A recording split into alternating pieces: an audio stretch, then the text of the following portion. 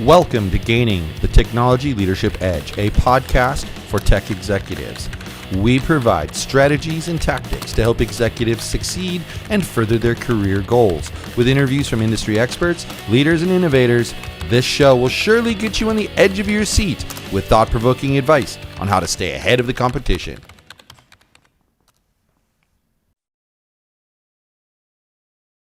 Welcome to Gaining the Technology Leadership Edge, a podcast that explores the latest trends, strategies, and insights in the technology leadership world. From emerging technologies to digital transformation and beyond, we'll discuss the most important topics and ideas shaping the industry today. Join us to learn all of the juicy secrets of tech leaders, their biggest successes and failures, on our quest for gaining an all-important technology edge. Are you ready? Let's get started. Today, my guest is Mark Hirschberg. Mark is the CTO of Vodx. He's also the author of the Career Toolkit, Essential Skills for Success That No One Taught You, and creator of the Brain Bump app. He was educated at MIT. Mark spent his career launching and fixing new ventures at startups, Fortune 500s, and academia, focusing on digital media and cybersecurity. Welcome to the show, Mark. Thanks for having me. It's my pleasure to be here.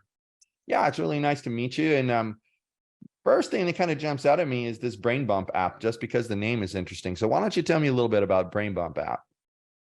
I've been teaching at MIT for 20 plus years. And what I found with my students, and it's true of me as well, as soon as my students leave the classroom, they magically forget everything we covered. I know when I read a book, like a leadership book, a business or self-help book, I forget it all 2 weeks later. And that's not helpful. So when I wrote my book, said, how do I help people remember this? I know from years of teaching, spaced repetition works, allowing people to get it again later times efficiently. And fortunately, I put together my background in education, in this domain, and then in technology and media that I've worked in, and we came up with a Brain Bump app. It's a cross between a flashcard app, a book summary app, and a daily affirmation app. So it takes key ideas from books, podcasts like this or other sources, and puts them all in organized by topic so you have it at your fingertips where you can either pull up something as you need it. Oh, I'm walking to a conference. Quick, I need interview tips. Or you can set it up as, hey, I'm leading a team for the first time. You know what? Every day at 9 a.m. as I go in the office, I want leadership tips so it stays top of mind and I remember it. So that's the Brain Bump app we created.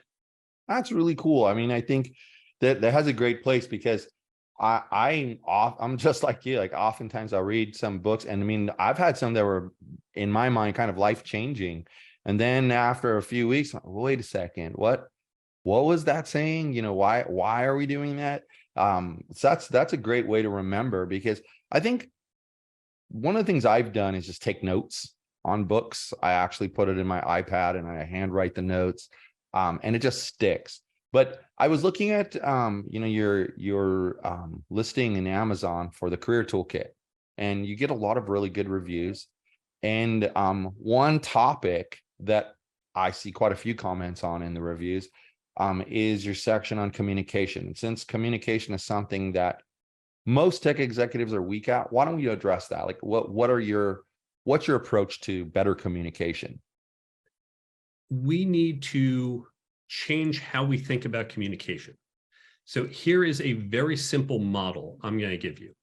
Imagine you have to pitch an idea, and you want to pitch this idea, let's say for a new project, and you're pitching to an extreme left brain person.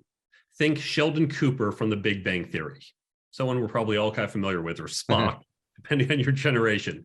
How would you pitch the idea to Spock or to Sheldon? Like, okay, I'm going to write out a detailed plan. We're going to walk through step by step and A, B, C. You can have a 27-point plan, and both Spock and Sheldon will love it. Okay, great. Now imagine you want to pitch the very same idea, but to the exact opposite person, someone extreme right brain. You start out and you show them your 27-point plan. By slide 2, they have tuned you out. They're asleep. You may have seen this with your coworkers. As soon as you start presenting, you show this chart or graph and you can just see their eyes glaze over. You can't present the same information to everyone the same way. We have to adjust what we're doing. Here's one way to think of it. Imagine I'm going off to France and I'm doing a talk. Now, I unfortunately don't speak French, so I'm going to speak in English. I'm asking everyone in the audience to translate in their head. Okay, you have to translate every word, put it into the language you understand, and then think about what I'm saying. It's like taxing your CPU 10%. You go, nope, 10% of your CPU load, that's just doing data translation. You've just lost some capacity. If I want them to focus 100% on the message, well, I should speak French. Now, it's not so easy to learn French, but if I can learn not just to speak to Sheldon and Spock, but to speak to the right brain people, and I have slightly more complex models that I go through in the book, but you recognize there's different people with different communication styles. And by learning, it's not as hard as learning French.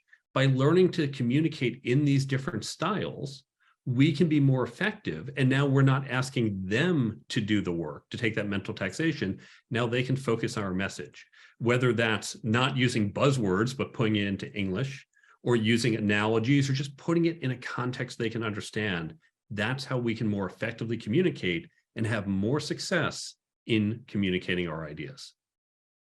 So if you were advising somebody, and let's say they'd completely redeveloped the software and they needed to train the entire staff, and there's everything from executive level people to sales people to marketing people, and then you got like call center operators that answer the phone. Everybody's role is a little bit different. Would you recommend taking the training sessions and separating them by job function, or hey, it's okay to mix the marketing people with the call center people for training? It certainly depends on the complexity of your app. If there's 3 things and most people need only 1 or 2, but it takes 10 minutes, just do it all at once, perhaps. But when we get these more complex systems, think about your documentation. You might have, here's the administrator tasks versus here's the salespeople task versus the finance people. We have different documentation because the finance people don't need to know how to enter sales. They just need to know how you pull out and put in your accounting system. So you're effectively in your documentation, you're communicating to each audience. So same thing when you present. Now it's not just these folks need these 3 buttons and those folks need those 5 buttons, but it's also how you explain these 3 buttons to them and those 5 to them. What analogies do you use? Can you put in the context of, let's talk about your job. You do this, and at step 3 of your process, that's when you hit this button. Now you're putting it into a context they can understand and not just saying, here's a button, press it to do this. One, I think I agree with you. I think approaching it by the job function makes sense because they're going to see the screens that they all use, the shortcuts that they all use. And like if you're in the accounting department and suddenly you're learning the details of how to enter a menu item in your food delivery software, they don't care about that. They're going to unintentionally, without realizing it, tune out. Then when you switch back to something that affects accounting, they're going to completely miss it. So I completely agree with you on that. I think it's one of the things I actually have to do a lot with clients is I work with NetSuite, and it's a huge ERP software that has many different components to it. And clients want to just like schedule 2 training sessions. Here, I want to train my whole staff in 2 days. Well, that's great. We can do that, but nobody's going to sit through an 8-hour session. It's just not going to happen. They'll fall asleep. And also I'm going to group them by the type of work that they do. And maybe even if they're an international company, maybe even geographic location, because like you say, talking to them in a way that they understand, right? That they're going to relate to, not necessarily going to use their native tongue, but maybe you do. Maybe you hire somebody who will be able to teach them in their native tongue, whatever it takes, right? But how do you think that applies? So that's a great way to, to apply communication, say, to your peers. But what about like other executives in your company as compared to, say, your staff? How would you differentiate communication there? The same thing applies that engineers, we all tend to speak the same language, but the accountants, the salespeople, the marketing, they all have their own language. Now, again, it's not French versus English. Some of it may be literally terminology. I can say AWS or Hadoop cluster. Everyone knows what that means. If I say Hadoop cluster to my sales team, they say, what? What's a Hadoop cluster? What does that mean? Is that big? Is that small? Do I need to know it? So terminology is one, but even other things like understanding. I had a client where we had a multi-month long project, and the client, this was a new type of software, a new system because of some new legal changes. So it's something new. We've never done it before. It's not like build something we've all seen. They had vague requirements. And in this multi-month project, the engineers, as we got towards the end running an agile process, the engineer said, hey, we just need 2 more weeks, and I think it'll be a good point. So, okay, yeah, that's pretty good. 2 weeks off on a multi-month project. But the CEO was so unhappy because he doesn't understand. And I've spent a lot of time over the coming months saying, project triangle, you can't fix all 3. Cost, time, scope, you get 2. And we're doing agile, which means we're not doing every little detail. And the reason we're not is you're saying go fast. So we're not spending time with upfront documentation. This is faster, but here's the risk. Here's the trade-off. Engineers, we all get this. You all knew at the start of this particular section, you knew exactly what I meant of, yeah, you get some trade-offs, but others who are non-engineers don't understand those trade-offs. Just like you might not understand in a sales process, you walk out of meeting, everyone's really happy and excited. But if you've done enough sales, you know, even though everyone in the room says, great, we're really excited, there could be someone else in the sales process, not in the room, who, for purely political reasons, nixes that sale. If you're a salesperson, you know that can happen. If you're a salesperson, you know, even when it's all smiles in the room, you better check, is there someone not in the room who can kill the deal? I better learn that. And that's just part of their culture, their language. So understanding different cultures and language, and then being able to put our risks, our opportunities, our concerns, our needs into that language, into those mental models of other people, we're translating into their language and making it easier for them to consume what we have to share. It totally makes sense. I mean, I had a funny situation ages ago where same development team, 2 different approaches to communicating with them, 2 drastically different results. Worked for as a CTO for a delivery service, think Grubhub prior to there being a Grubhub, and they were the largest in the country, so very similar, you know, parallel. And one of the owners split off to do, we were doing delivery. He split off to offer takeout for restaurants using technology. And because it was the same code base that we were starting with, he thought it'd be a good idea to use the same offshore team that we had for the main software. Then after about a month, I got called into the CEO's office, and he's like, I'm ready to pull my hair out with this guy. He keeps wanting more money and nothing's getting done, and I don't understand what's going on.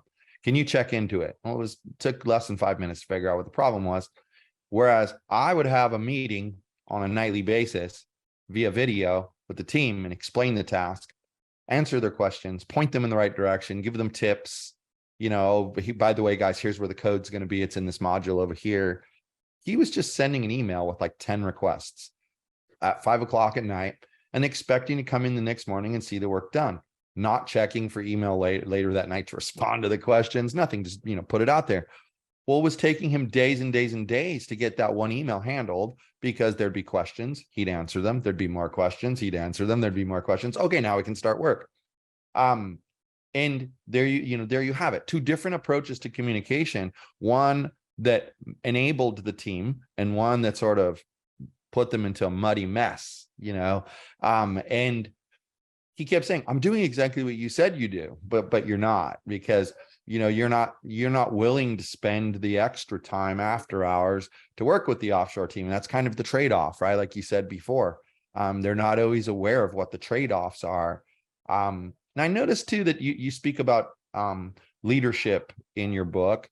What do you think are like the 3 most essential aspects of leadership that people need to have? There's not always a fan of those questions because leadership is personal. I'll give you an analogy. What makes a great basketball player? Yeah, Well, who knows? it depends. Like some people, they are great shooters. Some Right. are great rebounders. Some just have good court sense. There's more than one way of doing. There's more than one way to be a good leader. But I will say, here's two things to keep in mind. First is that there is no one path. Like one of my most popular blog posts is leadership is not atomic.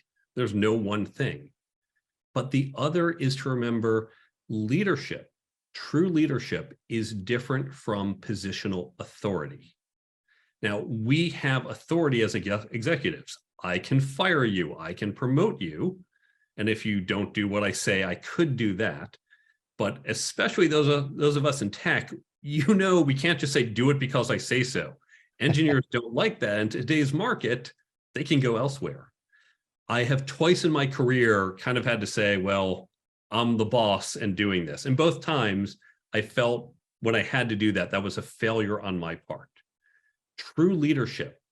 I think of great leaders like Gandhi or Martin Luther King. These are not people who had formal authority. They could not tell people you have to do this, but they inspired people and got people to go along with their vision. And so leadership is not about commanding through authority, but inspiring and getting buy-in. And that's how we have to think of it, no matter what level of seniority you're at. And by the way, what this means is even the most junior people on your team who don't have authority, because they don't have a position that gives them authority, they can still lead. And so you can grow leaders in your team, regardless of how many senior positions you have. Yeah, I agree with you. I back in like the late 80s, early 90s, I worked retail and I was a retail manager. And at that time, it was very popular in stores to have their return policies posted on a sign on the wall and, stuff like that. And I would tell my cashiers, the minute you have to feel like you have to refer to that sign over there, come and get a manager and let the manager handle it. But you're free. I always gave them the freedom to like make the deal that they needed to make. If a customer came in with a defective item, they had a receipt, go ahead and exchange it. But as soon as they would go, oh, your receipt's 3 weeks old, it says 14 days. If they had to get to that point, stop, because that's not, they weren't exhibiting leadership at that point. They were just like by rote following the rule that was on the wall. That what they're not really realizing is that rule is there more to avoid fraud and stuff like that than it is to deal with a legit customer who's right in front of you, who maybe they were sick and it took them a week longer to get in. It's not their fault. They have the receipt, they have the problem. Why wouldn't we help them, right? What about networking for technology professionals specifically? Like, what do you suggest they do to expand their horizons a little bit?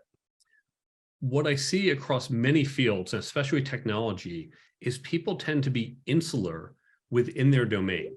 We all know a bunch of technology people, and that's good. We tend to hire a bunch of technology people or get hired by them. So do meet technology people, but don't just limit yourself to other technologists.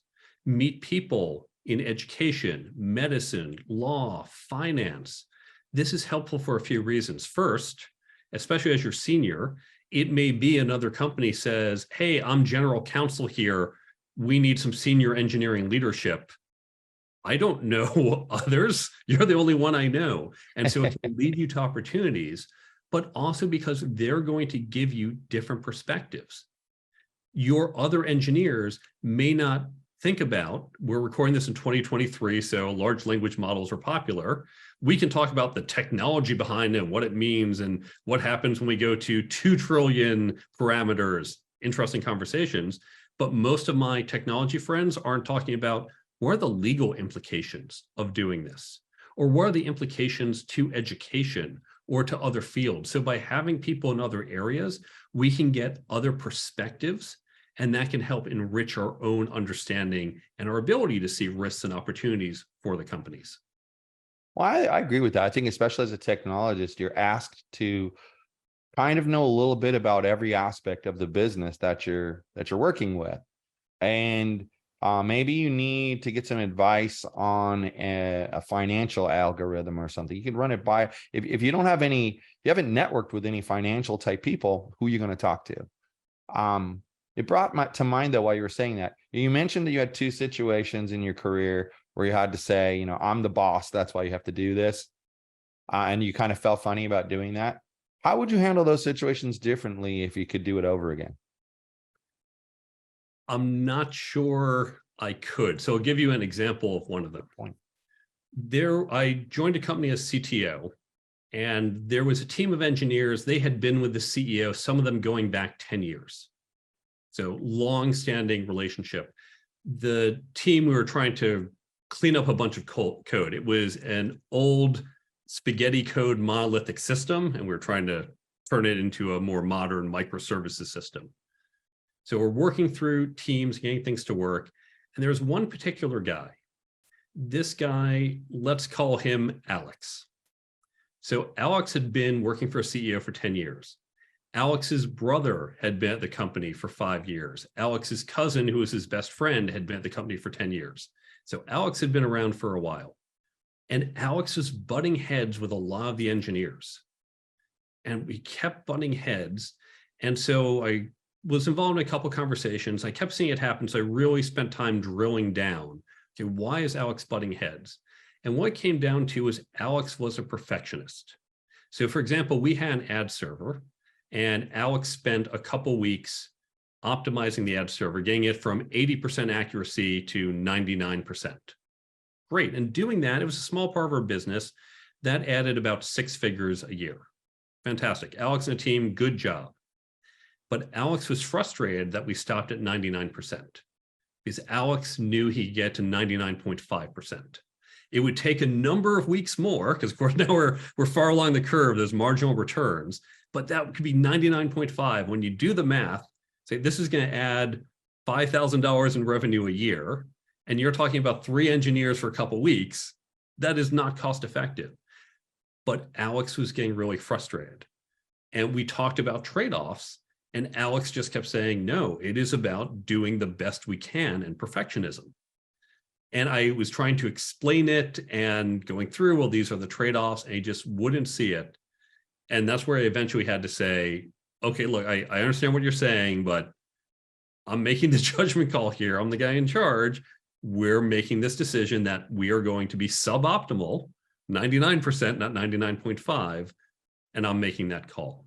Now, we had another more fundamental call, which is we were not a fit for Alex.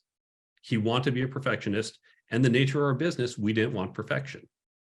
Now, remember, he had a brother, he had a cousin at this company, but I knew he was just going to fight with the other engineers and fight with me and get frustrated.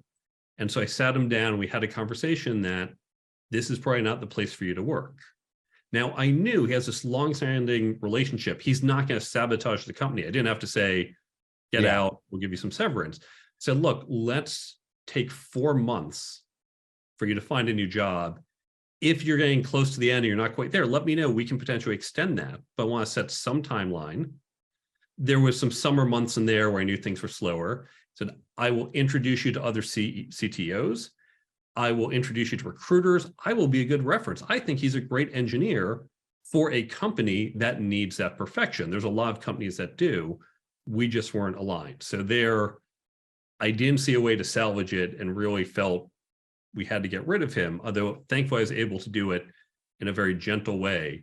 His brother actually said to me months later, that's the kindest firing I have ever seen. And I was happy we were able to do that and provide a good transition for a good engineer.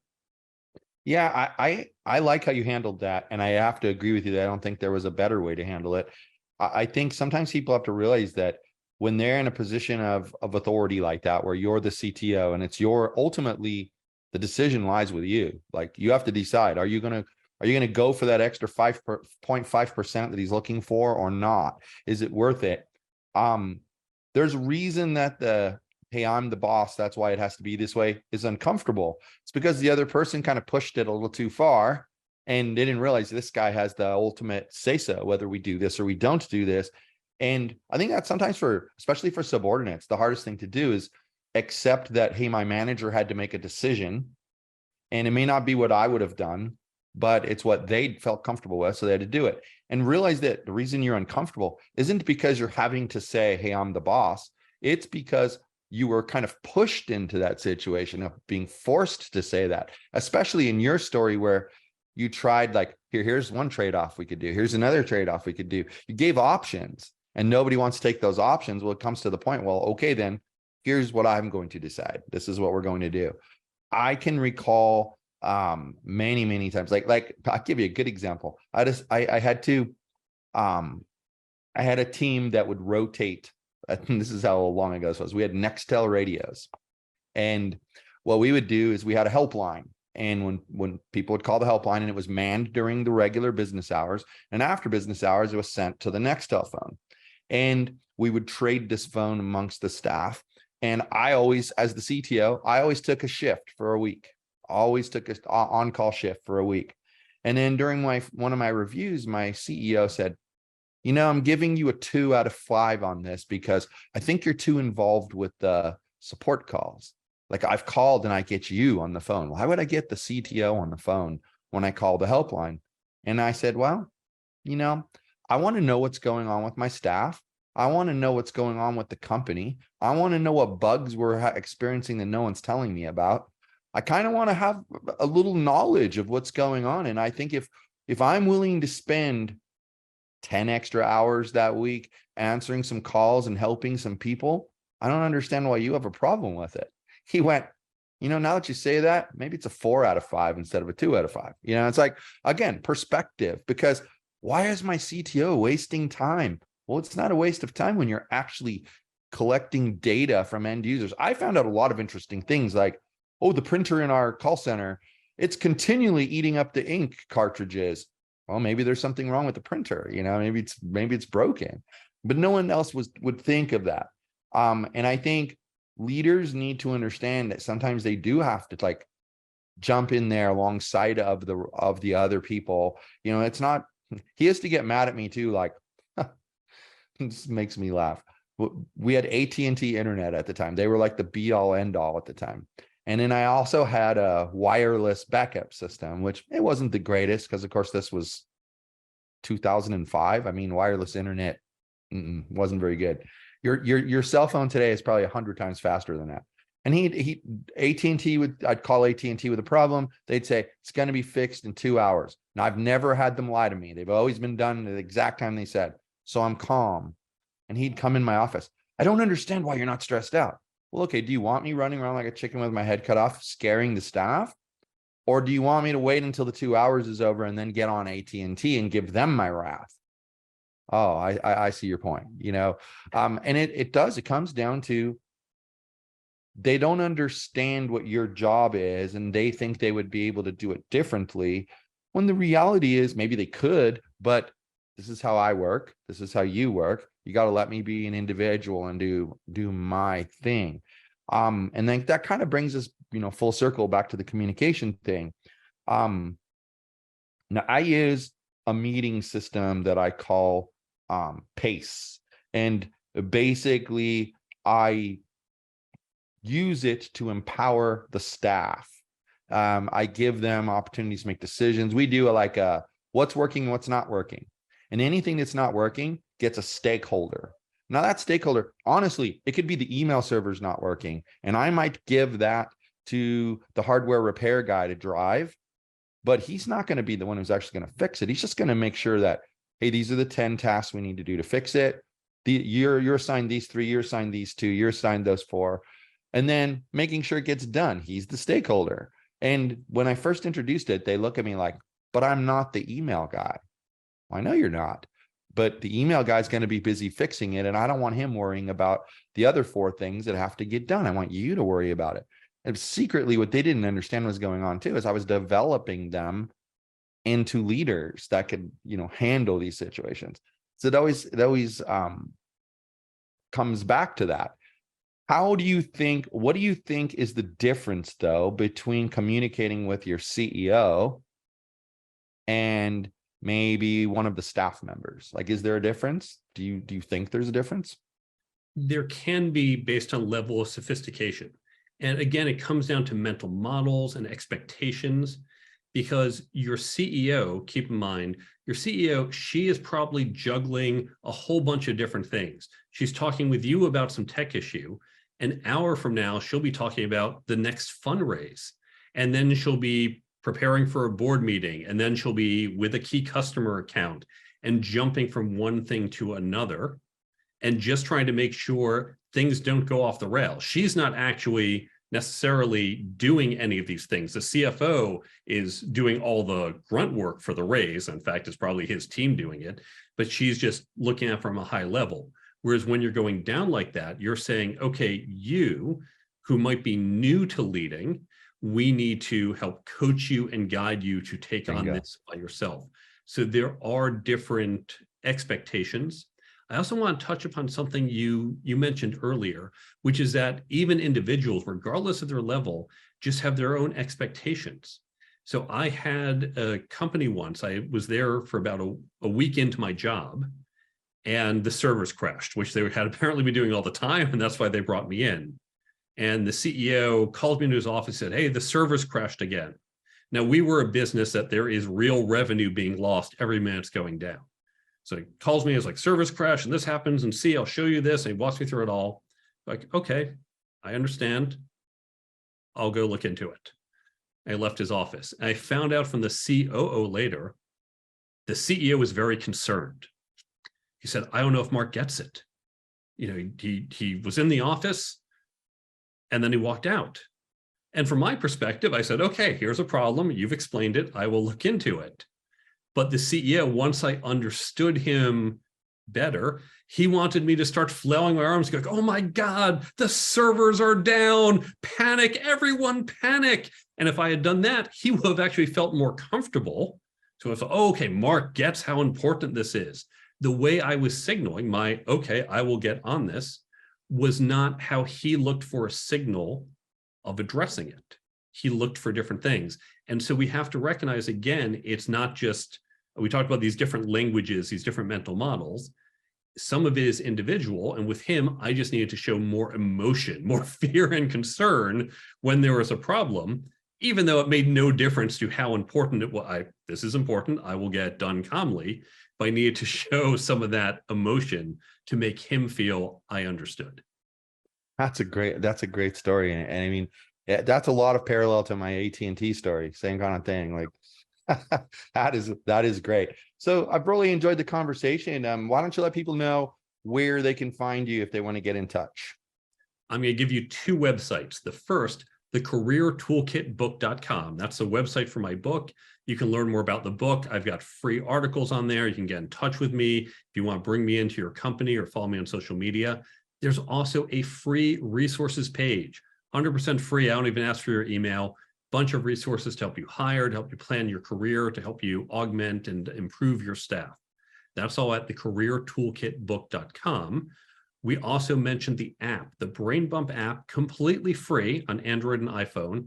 If you go to brainbumpapp.com, Apple has us listed in a funny way, so you can't search for the name. But if you go to brainbumpapp.com, follow the links to the Android and iPhone stores, download the free app, get the tips from my book, get the tips from other podcasts and books, so you can better learn and retain things that you read and hear. And that's all at brainbumpapp.com. Excellent. Well, we'll make sure this gets into show notes, the video description, so that it helps people who can't write it down. But thanks for tuning in to Gaining the Technology Leadership Edge. We hope you've had a great time with us, learning everything you need to know to stay ahead of the technology curve. Remember, be curious, be updated on the latest trends, and show them who's boss. Until next time, we'll be back with plenty more techie tips and tricks so you can stay on top of your game. And again, thanks for being on the show.